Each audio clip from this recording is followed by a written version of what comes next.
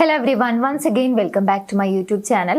ഇന്നത്തെ വീഡിയോയിലൂടെ നിങ്ങളുമായി ഷെയർ ചെയ്യാൻ പോകുന്നത് ഒരു റിലേഷൻഷിപ്പിലെ ബ്രേക്കപ്പ് സംഭവിച്ചു കഴിഞ്ഞാൽ പലപ്പോഴും അങ്ങനെയുള്ള ഒരു സിറ്റുവേഷൻ ഹാൻഡിൽ ചെയ്യുന്ന സമയത്ത് കുറച്ച് മെന്റലി ഡൗൺ ആവുന്ന ഒരു അവസ്ഥയായിരിക്കും.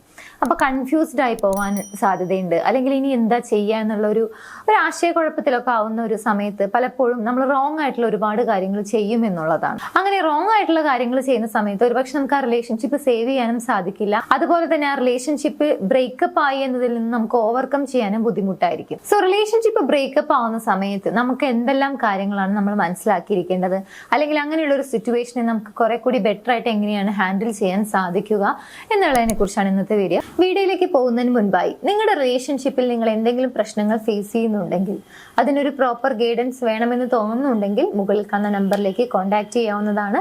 ഞങ്ങളുടെ ടീം നിങ്ങളെ ഹെൽപ്പ് ചെയ്യുന്നതാണ് ആ ഒരു റിലേഷൻഷിപ്പ് പ്രോബ്ലം സോൾവ് ചെയ്യുന്നതിന് വേണ്ടിയിട്ട്. എനിവേസ് നമുക്ക് വീഡിയോയിലേക്ക് പോകാം. ഒന്നാമത്തെ കാര്യം എന്ന് പറയുന്നത്, റിലേഷൻഷിപ്പ് ബ്രേക്കപ്പ് ആയി എന്ന് നമ്മൾ അറിയുന്ന സമയത്ത്, അല്ലെങ്കിൽ ഓപ്പോസിറ്റ് നിൽക്കുന്ന വ്യക്തി നമ്മളോട് പറയുന്ന സമയത്ത്, ഇനി മ്യൂച്വലി എടുക്കുന്ന ഒരു ഡിസിഷൻ ആണെങ്കിലും എങ്ങനെയാണെങ്കിലും അവിടെ ഒരുപാട് ഇമോഷൻസിന് സാധ്യതയുണ്ട്. ചിലപ്പോൾ ഒരുപാട് സങ്കടപ്പെടാനുള്ള സാധ്യതയുണ്ട്, അല്ലെങ്കിൽ കൺഫ്യൂസ്ഡ് ആയി പോവും, അല്ലെങ്കിൽ ഒരു തരം പെയിൻ ആയിരിക്കാം. ഇത്തരത്തിൽ ഒരുപാട് ഇമോഷൻസിലൂടെ കടന്നു പോകുന്ന ഒരു സമയമായിരിക്കും ഈ ഒരു ബ്രേക്കപ്പ് എന്ന് പറയുന്നത്. പക്ഷേ പല ആളുകൾ എന്ത് ചെയ്യും, ഇങ്ങനെ വിഷമം വരും എന്നുള്ളത് കൊണ്ട്, അല്ലെങ്കിൽ വിഷമിക്കാൻ വയ്യ എന്നുള്ളത് കൊണ്ട്, അല്ലെങ്കിൽ ആ ബ്രേക്കപ്പ് ആക്സെപ്റ്റ് ചെയ്യാൻ ബുദ്ധിമുട്ടാണ്, അല്ലെങ്കിൽ ഞാൻ ഒരിക്കലും ആക്സെപ്റ്റ് ചെയ്യില്ല എന്ന രീതിയിലൊക്കെ നിലനിൽക്കുന്ന സമയത്ത് നമ്മൾ കുറെ കൂടി സ്ട്രഗിൾ അനുഭവിക്കുകയാണ് ചെയ്യുക. എന്നാൽ ആ റിലേഷൻഷിപ്പ് ബ്രേക്കപ്പ് ആയി എന്നുള്ളത് ആക്സെപ്റ്റ് ചെയ്യുകയും നമുക്ക് എന്ത് ഇമോഷൻ ആയിക്കൊള്ളട്ടെ ആ ഇമോഷനെ നമ്മൾ ഫീൽ ചെയ്യുകയും ചെയ്തു കഴിഞ്ഞാൽ നമുക്ക് ആ ഒരു കാര്യത്തെ പ്രോസസ്സ് ചെയ്യാൻ പറ്റും എന്നുള്ളതാണ്. എന്നാൽ പലപ്പോഴും നമ്മൾ ഇങ്ങനെയുള്ള ഒരു സിറ്റുവേഷനിൽ എന്ത് ചെയ്യും, വീണ്ടും വീണ്ടും ആ റിലേഷൻഷിപ്പ് സേവ് ചെയ്യാൻ വേണ്ടിയിട്ട് അവരോട് ബെഗ് ചെയ്യാൻ തുടങ്ങും, ഓവർ റിക്വസ്റ്റ് ചെയ്യാൻ തുടങ്ങും, അല്ലെങ്കിൽ അതിന് എന്തെങ്കിലും ചാൻസ് ഉണ്ടോ എന്നുള്ളത് ശരിയായ രീതിയിലും അല്ലെങ്കിൽ എങ്ങനെയെങ്കിലും എന്നുള്ള രീതിയിലൊക്കെ നമ്മൾ ആ റിലേഷൻഷിപ്പ് സേവ് ചെയ്യാനുള്ള വഴികൾ കണ്ടെത്തും എന്നുള്ളതാണ്. ഒരു പക്ഷേ പിന്നീട് നമ്മൾ ഒന്ന് റിലാക്സ്ഡ് ആയതിനു ശേഷം നമ്മൾ ആലോചിക്കുന്ന സമയത്ത് നമുക്ക് തോന്നും, അയ്യോ അങ്ങനെ ചെയ്യേണ്ടിയിരുന്നില്ല, അല്ലെങ്കിൽ അത് തെറ്റായ ഒരു തീരുമാനമായിരുന്നു എന്നുള്ള ഒരു തോന്നലുണ്ടായിരിക്കും.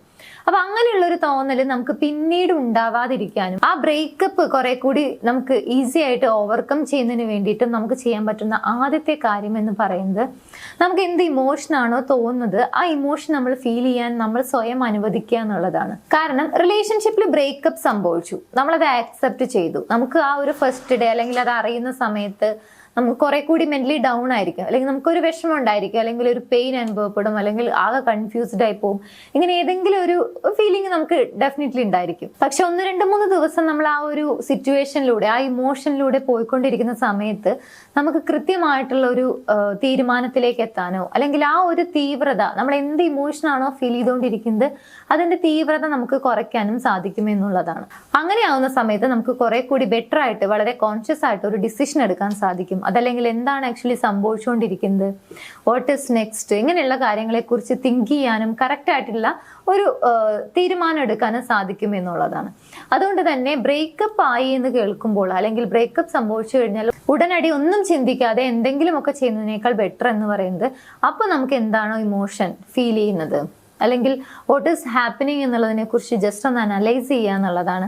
നമുക്ക് എന്ത് ഇമോഷൻ ആയിക്കൊള്ളട്ടെ അത് പ്രോസസ് ചെയ്യാൻ വേണ്ടി ട്രൈ ചെയ്യാം. രണ്ടാമത്തെ കാര്യം എന്ന് പറയുന്നത്, റിലേഷൻഷിപ്പ് ബ്രേക്കപ്പ് ആയത് ഓപ്പോസിറ്റ് നിൽക്കുന്ന വ്യക്തിയുടെ ഒരു മിസ്റ്റേക്ക് കാരണമാണ്, അല്ലെങ്കിൽ അവരായിട്ട് തന്നെ ഇനീഷ്യേറ്റീവ് എടുത്തിട്ടാണ് ആ ഒരു റിലേഷൻഷിപ്പിൽ ബ്രേക്കപ്പ് സംഭവിച്ചതെന്ന് വിചാരിക്കാം. അങ്ങനെയാണെങ്കിൽ നിങ്ങൾക്ക് ബാഡ് ആയിട്ട് ഫീൽ ചെയ്യേണ്ട അതിന്റെ യാതൊരുവിധ ആവശ്യകതയും ഇല്ല എന്നുള്ളതാണ്.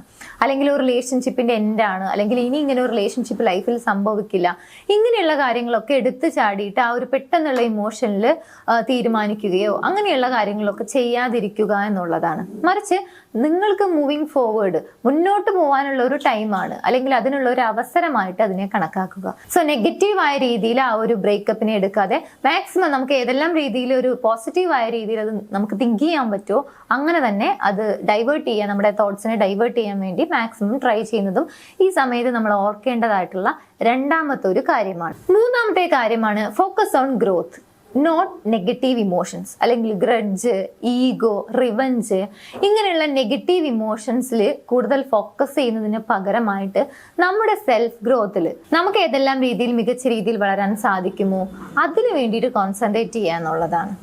ഇതിന് നമുക്ക് സാധ്യമാകണം എന്നുണ്ടെങ്കിൽ ഡെഫിനറ്റ്ലി നമുക്ക് പറ്റേണ്ട ഒരു കാര്യമാണ് ലെറ്റിംഗ് ഗോ എന്ന് പറയുന്നത്.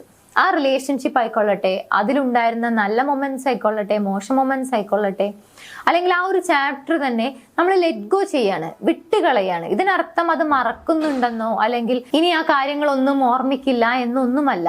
സ്വാഭാവികമായിട്ടും അതൊക്കെ നമ്മുടെ മൈൻഡിലേക്ക് വരാനുള്ള സാധ്യത അല്ലെങ്കിൽ ഓർത്തെടുക്കാനുള്ള സാധ്യത കൂടുതലാണ്. പക്ഷെ അത് നമുക്ക് ഓർമ്മ വന്നാലും അത് നമ്മളെ എഫക്റ്റ് ചെയ്യുന്നില്ലെങ്കിൽ, നമ്മുടെ പ്രസന്റ് ലൈഫിനെ അത് റൂയിൻ ചെയ്യുന്നില്ലെങ്കിൽ, അതിനെയാണ് ലെറ്റിംഗ് ഗോ എന്ന് പറയുന്നത്. അതാണ് നമുക്ക് ഈസി ആയിട്ട് ഏറ്റവും സിമ്പിൾ ആയിട്ട് നമുക്ക് ചെയ്യാൻ പറ്റുന്ന ഒരു കാര്യം എന്ന് പറയുന്നത്. അതുകൊണ്ട് തന്നെ അത് ലെറ്റിംഗ് ഗോ ചെയ്യാം. അതിന് വേണ്ടിയിട്ട് അവരോട് ഫോർഗീവ് ചെയ്യാന്നുള്ളതാണ്. ഇനി അവരുടെ ഭാഗത്താണ് മിസ്റ്റേക്ക് എന്നുണ്ടെങ്കിലും എന്ത് റീസൺ കൊണ്ടാണെങ്കിലും റിലേഷൻഷിപ്പ് ബ്രേക്കപ്പ് ആയി, അപ്പൊ നമ്മൾ അവരോട് എന്ത് ചെയ്യുന്നു? ഫോർഗീവ് ചെയ്യുന്നു. ഈ നെഗറ്റീവ് ഇമോഷൻസ് ഒക്കെ മൈൻഡിൽ നമ്മളിങ്ങനെ ഹോൾഡ് ചെയ്യുന്നതിന് പകരം ജസ്റ്റ് ഫോർഗീവ് ചെയ്യുന്നു.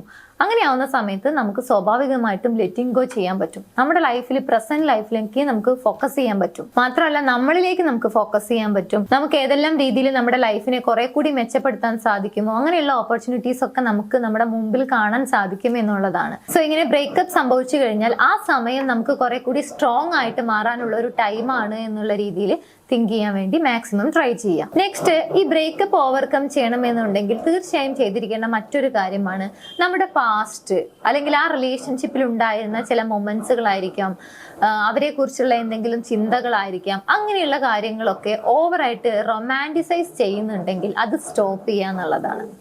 ഞാൻ നേരത്തെ പറഞ്ഞു, അവരെ കുറിച്ച് ഓർമ്മിക്കുന്നു അല്ലെങ്കിൽ അവരെ കുറിച്ച് എന്തെങ്കിലും ഒരു കാര്യം നമുക്ക് ചിന്തിക്കേണ്ടി വരുന്നു, അവരെ കാണേണ്ടി വരുന്നു എന്നൊക്കെ വിചാരിക്കാം.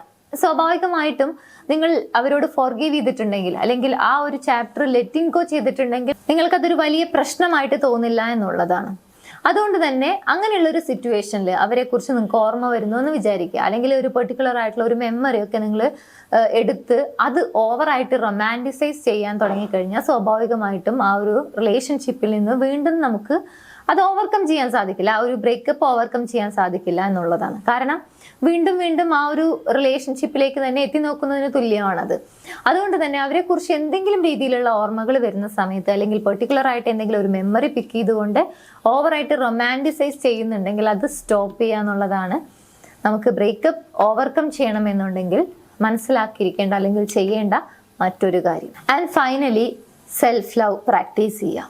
നിങ്ങൾ നിങ്ങളുടെ സെൽഫിനെ നിങ്ങൾക്ക് ഏതെല്ലാം രീതിയിൽ ബെറ്റർ ആയിട്ട് കെയർ ചെയ്യാൻ സാധിക്കുമോ ആ രീതികളൊക്കെ ചെയ്യുക എന്നുള്ളതാണ്. അല്ലെങ്കിൽ അതിന് വേണ്ടിയിട്ട് നിങ്ങൾക്ക് എന്തെല്ലാം ആക്ഷൻസ് എടുക്കാൻ സാധിക്കുമോ അതെല്ലാം നിങ്ങളുടെ ഭാഗത്തു നിന്നും അങ്ങനെയുള്ള ഒരു അറ്റംപ്റ്റ് ഉണ്ടാകുന്നുണ്ട് എന്നുള്ളത് ഉറപ്പുവരുത്തുക.